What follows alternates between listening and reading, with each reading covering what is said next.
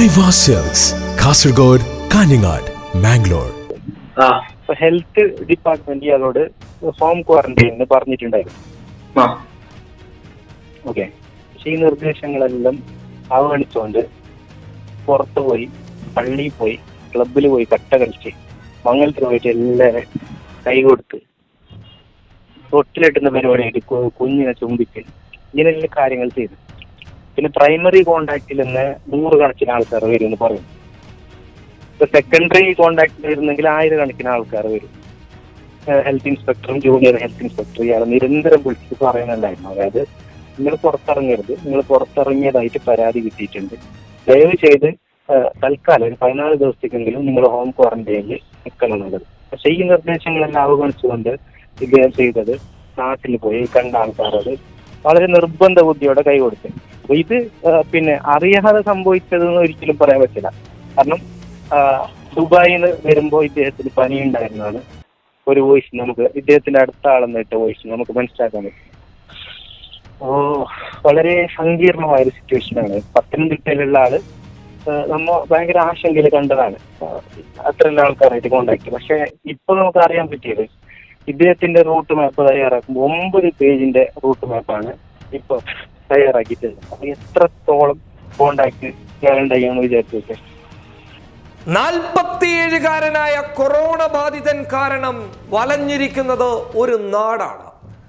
അയാളുടെ അശ്രദ്ധ, നിരുത്തരവാദിത്വം, തോന്നിവാസം, ഇത് കാരണം ഭീതിയുടെ മുൾമുനയിലാണ് ഒരു നാട്ടിലെ മുഴുവൻ ജനങ്ങളും. ആയിരക്കണക്കിന് ആളുകളാണ് വീട്ടിൽ നിന്നും പുറത്തിറങ്ങാതെ ഭയപ്പാടോടെ വീട്ടിൽ തന്നെ നിൽക്കുന്നുള്ളത്. എല്ലാവരും ഭയപ്പാടിന്റെ ഭീതിയുടെ മുൾമുനയിൽ തന്നെയാണ്. പറഞ്ഞു വരുന്നത് കാസർകോട്ടെ എരിയാലിലെ 47-കാരന് കൊറോണ സ്ഥിരീകരിച്ചു വന്ന റിപ്പോർട്ടിനെ കുറിച്ചും അയാള് ആരോഗ്യ വകുപ്പിന്റെ കൃത്യമായ നിർദ്ദേശങ്ങൾ ലംഘിച്ചതിനെ തുടർന്നുണ്ടായ സംഭവ വികാസങ്ങളെ കുറിച്ചാണ്. കൃത്യമായി എടുത്തു പറഞ്ഞു കഴിഞ്ഞാൽ മാർച്ച് 11-നാണ് ഈ 47-കാരൻ കരിപ്പൂർ വിമാനത്താവളത്തിലെത്തുന്നത്. ആ സമയം തന്നെ ഈ വ്യക്തിക്ക് പനിയുണ്ടായിരുന്നു. അതിനുശേഷം ഇയാൾ കോഴിക്കോടെത്തി, കോഴിക്കോട്ടെ ഒരു ലോഡ്ജിൽ മുറിയെടുത്ത് താമസിച്ചു. പിറ്റേ ദിവസം അയാൾ റെയിൽവേയിൽ നിന്ന് മാവേലി എക്സ്പ്രസ് വഴി, അതായത് X9 കോച്ചിൽ കയറി റിസർവേഷൻ കമ്പാർട്ട്മെന്റിലൂടെ യാത്ര ചെയ്ത് അയാൾ കാസർഗോഡ് എത്തുന്നു. ഈ കാസർഗോഡ് എത്തുന്ന സമയവും ഈ 47-കാരന് പനിയുണ്ട്. അതൊന്നും വകവെക്കാതെ വിദേശത്ത് നിന്ന് വന്ന ഒരാൾ എത്രയും വേഗം ആരോഗ്യ വകുപ്പുമായോ അല്ലെങ്കിൽ ആശുപത്രിയുമായോ ബന്ധപ്പെടണമെന്നുള്ള സർക്കാരിന്റെ നിർദ്ദേശം പാലിക്കാതെ അയാൾ നേരെ നാട്ടിലേക്ക് ചെല്ലുന്നു. നാട്ടിലെത്തിയതിന് ശേഷം കല്യാണ പരിപാടികളിൽ, ക്ലബ്ബുകളിൽ, അവിടെയുള്ള ആഘോഷ പരിപാടികളിൽ അവിടുത്തെ ജനപ്രതിനിധികളുമായി കൂടിക്കാഴ്ച നടത്തുന്നു.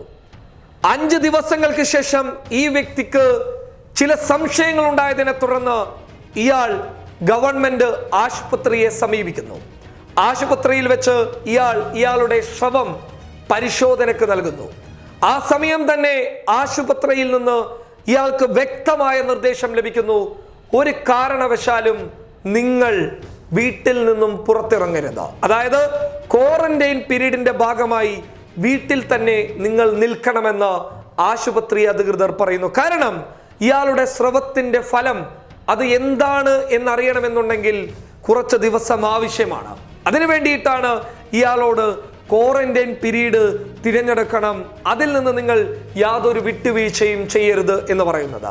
തുടർന്ന് ആ നാട്ടിലെ എരിയാലിലെ ആരോഗ്യ വകുപ്പും മറ്റുള്ളവരും വളരെ വ്യക്തമായി പറഞ്ഞു, ക്വാറന്റൈൻ പീരീഡിൽ തന്നെ നിങ്ങൾ നിൽക്കണം എന്ന്. പക്ഷേ ഈ 47-കാരൻ അത് പരിപൂർണമായും ലംഘിച്ചു എന്ന് മാത്രമല്ല, ഇയാൾ നിരുത്തരവാദിത്വത്തോടുകൂടി പെരുമാറുകയും തോന്നിവാസം കാണിക്കുകയും ചെയ്തു. കല്യാണ പരിപാടികളിൽ പങ്കെടുത്തു. കാസർകോട്ടെ MLA ആയിട്ടുള്ള എന്നെ നിൽക്കുന്ന MLA കണ്ടു. അതുപോലെ തന്നെ MC ഖമറുദ്ദീൻ MLA കണ്ടു. അത് മാത്രമല്ല, ആ നാട്ടിൽ ഇയാൾ കൈ കൊടുക്കാത്ത ഒരാളുമില്ല എന്നുള്ള റിപ്പോർട്ടുകളാണ് ഇപ്പോൾ ലഭിക്കുന്നുള്ളത്. നിങ്ങൾക്ക് ഇതിന്റെ ആഘാതം എന്താണ് എന്നുള്ളത് വളരെ വ്യക്തമായി അവിടുത്തെ നാട്ടുകാരനും ക്ലബ്ബ് ഭാരവാഹിയുമായിട്ടുള്ള ഒരു യുവാവ് പബ്ലിക് കേരളയോട് വിളിച്ചു പറഞ്ഞ രീതി നിങ്ങൾ കേട്ടാൽ തന്നെ ഒന്ന് ഞെട്ടിപ്പോകും. ആ വോയിസ് സന്ദേശം നിങ്ങൾക്ക് കേൾക്കാം. ട്രെയിനകത്തും കോണ്ടാക്ട് ഉണ്ടായിട്ടുണ്ട്, അതുപോലെ തന്നെ സ്റ്റേഷനിലും കോണ്ടാക്ട് ഉണ്ടായിട്ടുണ്ട്. ഓക്കെ, അത് കഴിഞ്ഞ് പിന്നെ നമ്മളെ നാട്ടിലേക്ക് വന്ന് നാട്ടിൽ വന്നിട്ട് കുറച്ച് കഴിഞ്ഞിട്ടാണ് ഇയാളെ റിപ്പോർട്ട് ചെയ്യുന്നുള്ളത്. അപ്പൊ ഹെൽത്ത് ഡിപ്പാർട്ട്മെന്റ് ഇയാളോട് ഹോം ക്വാറന്റൈനിന് പറഞ്ഞിട്ടുണ്ടായിരുന്നു. ഓക്കെ, പക്ഷെ ഈ നിർദ്ദേശങ്ങളെല്ലാം അവഗണിച്ചുകൊണ്ട് പുറത്തു പോയി, പള്ളിയിൽ പോയി, ക്ലബിൽ പോയി കട്ട കളിച്ച്, മംഗലത്തിൽ പോയിട്ട് എല്ലാവരും കൈ കൊടുത്ത് തൊട്ടിലിട്ടുന്ന പരിപാടിയായിട്ട് കുഞ്ഞിനെ ചുംബിച്ച് ഇങ്ങനെയുള്ള കാര്യങ്ങൾ ചെയ്തു. പിന്നെ പ്രൈമറി കോണ്ടാക്റ്റിൽ നിന്ന് 100 കണക്കിന് ആൾക്കാർ വരും എന്ന് പറയും. ഇപ്പൊ സെക്കൻഡറി കോണ്ടാക്റ്റിൽ വരുന്നെങ്കിൽ 1000 കണക്കിന് ആൾക്കാർ വരും. ഇപ്പൊ ടേഴ്സറി അതിനേക്കാളും കൂടുതൽ. ഇത് ഭയങ്കര ഒരു സങ്കീർണമായ ഒരു സിറ്റുവേഷനാണ്. അതായത് ഹെൽത്ത് ഡിപ്പാർട്ട്മെന്റ് നമ്മുടെ PH മുഖ്യമന്ത്രി PH എന്ന് ഹെൽത്ത് ഇൻസ്പെക്ടറും ജൂനിയർ ഹെൽത്ത് ഇൻസ്പെക്ടറും ഇയാളെ നിരന്തരം വിളിച്ച് പറയുന്നുണ്ടായിരുന്നു. അതായത് നിങ്ങൾ പുറത്തിറങ്ങരുത്, നിങ്ങൾ പുറത്തിറങ്ങിയതായിട്ട് പരാതി കിട്ടിയിട്ടുണ്ട്, ദയവ് ചെയ്ത് തൽക്കാലം ഒരു 14 ദിവസത്തേക്കെങ്കിലും നിങ്ങൾ ഹോം ക്വാറന്റൈനിൽ നിൽക്കണം എന്നുള്ളത്. പക്ഷെ ഈ നിർദ്ദേശങ്ങളെല്ലാം അവഗണിച്ചുകൊണ്ട് ഇദ്ദേഹം ചെയ്തത് നാട്ടിൽ പോയി കണ്ട ആൾക്കാരോട് വളരെ നിർബന്ധ ബുദ്ധിയോടെ കൈകൊടുത്ത് നമ്മുടെ 2 ജനപ്രതിനിധികളെ അടക്കം ഇപ്പൊ നിരീക്ഷണത്തിലാണ്. MLA കുന്നും MC കമറുദ്ദീൻ MLA. അപ്പൊ ഇത് പിന്നെ അറിയാതെ സംഭവിച്ചതെന്ന് ഒരിക്കലും പറയാൻ പറ്റില്ല. കാരണം ദുബായിൽ നിന്ന് വരുമ്പോൾ ഇദ്ദേഹത്തിന് പനി ഉണ്ടായിരുന്നതാണ് ഒരു വോയിസ് നമുക്ക് ഇദ്ദേഹത്തിന്റെ അടുത്ത ആളെന്ന് ഇട്ട വോയിസ് നമുക്ക് മനസ്സിലാക്കാൻ പറ്റും. വളരെ സങ്കീർണമായ ഒരു സിറ്റുവേഷനാണ്. പത്തനംതിട്ടയിലുള്ള ആള് നമ്മ ഭയങ്കര ആശങ്കയിൽ കണ്ടതാണ് അത്രയും ആൾക്കാരായിട്ട് കോണ്ടാക്ട്. പക്ഷെ ഇപ്പൊ നമുക്ക് അറിയാൻ പറ്റിയത് ഇദ്ദേഹത്തിന്റെ റൂട്ട് മാപ്പ് തയ്യാറാക്കുമ്പോൾ 9 പേജിന്റെ റൂട്ട് മാപ്പാണ് ഇപ്പൊ തയ്യാറാക്കിയിട്ട്. അപ്പൊ എത്രത്തോളം കോണ്ടാക്ട് ഉണ്ടായെന്ന് വിചാരിച്ചിട്ട് ഉണ്ടാവുന്നാണല്ലോ പറയുന്നല്ലേ ജില്ലാ ഭരണകൂടം. എങ്ങനെ 3000 പേരുണ്ടാകുന്നതാണല്ലോ ജില്ലാ ഭരണകൂടം പറയുന്നത്. അതെ അതെ അതെ അതെ 3000 പേര് ഉണ്ടാവുന്ന പറഞ്ഞാൽ അത്ഭുതമില്ല. ചിലപ്പോൾ അതിനേക്കാളും കൂടുതൽ പ്രൈമറി സെക്കൻഡറി ടെർഷറിയിൽ ഉൾപ്പെട്ടാല് ഇപ്പൊ ഞാൻ നിങ്ങളെ ഹസ്തദാനം ചെയ്ത് നിങ്ങൾ വേറൊരാളെ ചെയ്യുന്നു, വേറൊരാൾ മറ്റൊരാൾ ചെയ്യുന്നു, അങ്ങനെ കണക്കൂട്ടിയാല് ടെർഷറിയും കൂടി ഉൾപ്പെടുത്തിയാല് എത്രയോ ഇരട്ടി വരും. നമുക്ക് കണക്ക് കൂട്ടുന്നതിലപ്പുറമാണ്. അപ്പൊ നമ്മുടെ ആകെ പ്രതീക്ഷ ഈ വൈറസ് പകർന്നിട്ടുണ്ടാവില്ല എന്നുള്ള ഒരു പ്രതീക്ഷയിലാണ് ഇപ്പൊ എല്ലാവരും ഉള്ളത്. പകർന്നിട്ടുണ്ടെങ്കിൽ അത് ഭയങ്കര അപകടകരമായൊരു സാഹചര്യമായിരുന്നു. ജുമാ നമസ്കാരമൊക്കെ ഒഴിവാക്കിയല്ലോ അല്ലേ? ഏരിയയില് നിർത്തിയിട്ടുണ്ട്. ഏരിയന്റെ സമീപപ്രദേശത്ത് ഏതെങ്കിലും നിർത്തിയിട്ടുണ്ട്. അപ്പോൾ ഇത് ശരിക്കും പിന്നെ ഏരിയയിൽ ചേരെങ്കിലും മാത്രമല്ല നിർത്തേണ്ടത്, ഇദ്ദേഹത്തിന്റെ കോണ്ടാക്റ്റിൽ വന്നിട്ടുള്ള ആൾക്കാർ. ഉദാഹരണത്തിന് മായിപ്പാടിയിൽ ഇയാള് മംഗലത്തിൽ പോയിട്ടുണ്ടായി, ഇയാളേട്ടന്റെ മോന്റെ. അപ്പോ ആടെ 100 കണക്കിന് ആൾക്കാരായിട്ട് വസ്തുദാനം നടത്തി. അപ്പൊ ഒരു മംഗലത്തിന് വരുമ്പോൾ ആ പ്രദേശത്തെ ആൾക്കാർ മാത്രം അയക്കുന്നത്. അപ്പൊ നമ്മുടെ ജില്ലന്റെ വിവിധ ഭാഗത്തുള്ള ആൾക്കാരുണ്ടാവും. അപ്പൊ നമ്മുടെ നാട്ടിൽ മാത്രം ഇങ്ങനെ നിർത്തിയിട്ട് കാര്യമില്ല. കാസർഗോഡ് ജില്ല മൊത്തം ഈ കാഞ്ഞങ്ങാട് ഇങ്ങോട്ടുള്ള കാസർഗോഡ് ഭാഗത്ത് നിർബന്ധമായിട്ടും പിന്നെ സംഘടന നിസ്കാരം തൽക്കാലത്തേക്ക് ഒഴിവാക്കായിരുന്നു. എന്താണ് ഇതിൽ നിന്ന് നമ്മൾ മനസ്സിലാക്കേണ്ട കാര്യം? നമ്മൾ ശ്രദ്ധിക്കേണ്ടത് മറ്റുള്ളവരിൽ നിന്ന് നമുക്ക് രോഗം പടരുമോ എന്നുള്ളതല്ല, നമ്മളിൽ നിന്ന് മറ്റൊരാളിലേക്ക് രോഗം പടരാൻ പാടില്ല എന്നുള്ള നിശ്ചയദാർഢ്യത്തിലായിരിക്കണം നമ്മൾ ഉറച്ചു നിൽക്കേണ്ടത്. അതിനർത്ഥം നമ്മൾ ഓരോരുത്തരും ജാഗ്രത പാലിക്കുക എന്നുള്ളതാണ്.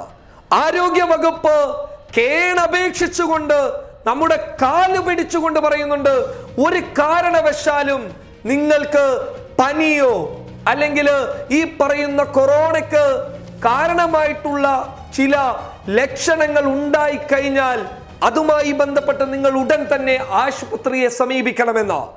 വിദേശത്ത് നിന്ന് വരുന്നവർ നിർബന്ധമായിട്ടും ആശുപത്രിയിലെത്തി നിങ്ങളുടെ നില സുരക്ഷിതമാണെന്ന് തെളിയിക്കണമെന്ന് ആരോഗ്യ വകുപ്പ് ഓരോ നിമിഷവും വിളിച്ചു പറയുമ്പോൾ പോലും അതിനെ വകവെക്കാതെ തോന്നിവാസം കാണിക്കുന്ന ഈ 47കാരന്റെ രീതി തീർച്ചയായും അത് ചോദ്യം ചെയ്യപ്പെടേണ്ടത് തന്നെയാണ്. ഒരു രോഗിയെ അല്ലെങ്കിൽ കൊറോണ വൈറസ് സ്ഥിരീകരിച്ച ഒരാളെ അപമാനിക്കുകയല്ല, മറിച്ച് അയാൾക്ക് വ്യക്തമായി അറിയാവുന്ന കാര്യങ്ങളെ നിസ്സാരമായി കണ്ടതിന്റെ പേരിൽ ഒരു നാട്, അവിടെയുള്ള കുട്ടികൾ, അവിടെയുള്ള പ്രായമുള്ള ആളുകൾ, അവിടെയുള്ള പൊതുജനങ്ങൾ നേരിട്ട ഒരു ഭീഷണി ഇയാൾക്ക് നേരെ സംസാരിക്കാനുള്ള ഒരു പ്രേരണ തന്നെയാണ്. എന്തായാലും ഇത് അപകടകരമായ നീക്കം തന്നെയാണ്. കാസർഗോഡിനെ മുൾമുനയിൽ നിർത്തി തന്നെയാണ് ഇപ്പോൾ കാര്യങ്ങളുള്ളത്. കാസർഗോട്ടെ നഗരപ്രദേശങ്ങളിലെ അഥവാ കാസർഗോഡ് പോലീസ് സ്റ്റേഷൻ പരിധിയിലെ മുഴുവൻ പള്ളികളിലും ജുമാ നമസ്കാരം പാടില്ല എന്നുള്ള ശക്തമായ നിർദ്ദേശമാണ് പോലീസ് പുറപ്പെടുവിച്ചിട്ടുള്ളത്. ഇത് അംഗീകരിക്കേണ്ടത് പൊതുജനങ്ങളുടെ ബാധ്യതയാണ്.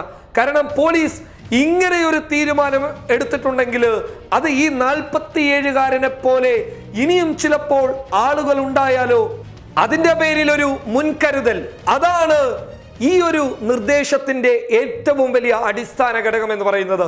അതല്ലാതെ മറ്റൊരു ദുരുദ്ദേശവും ഇങ്ങനെ ഒരു തീരുമാനത്തിന് പിന്നിലില്ല എന്നുള്ളത് ജമാഅത്ത് ഭാരവാഹികൾ കൃത്യമായി ശ്രദ്ധിക്കേണ്ടതാണ്. എന്തായാലും റാന്നിക്ക് ശേഷം പത്തനംതിട്ടയിലെ ആ ഭീതിക്ക് ശേഷം വീണ്ടും മുൾമുനയിൽ നിന്നിരിക്കുകയാണ് കേരളം. അത് കാസർകോട്ടെ എരിയാലിലാണ്. എന്തായാലും ഇപ്പോൾ നിലവിൽ ഗവൺമെന്റ് ആശുപത്രിയിലെ ഐസൊലേഷൻ വാർഡിലുള്ള ഈ 47-കാരന്റെ ആരോഗ്യനില തൃപ്തികരമെന്ന് ആരോഗ്യ വകുപ്പും അതുപോലെ തന്നെ അവിടെയുള്ള ഡോക്ടർമാരും വിളിച്ചു പറയുമ്പോൾ നമുക്ക് ആശ്വസിക്കാമെന്നല്ലാതെ മറ്റുള്ളവരുടെ അവസ്ഥ എന്താകുമെന്നുള്ള കാര്യം ഇപ്പോഴും ഭീതി പടർത്തുകയാണ്. News desk public Kerala.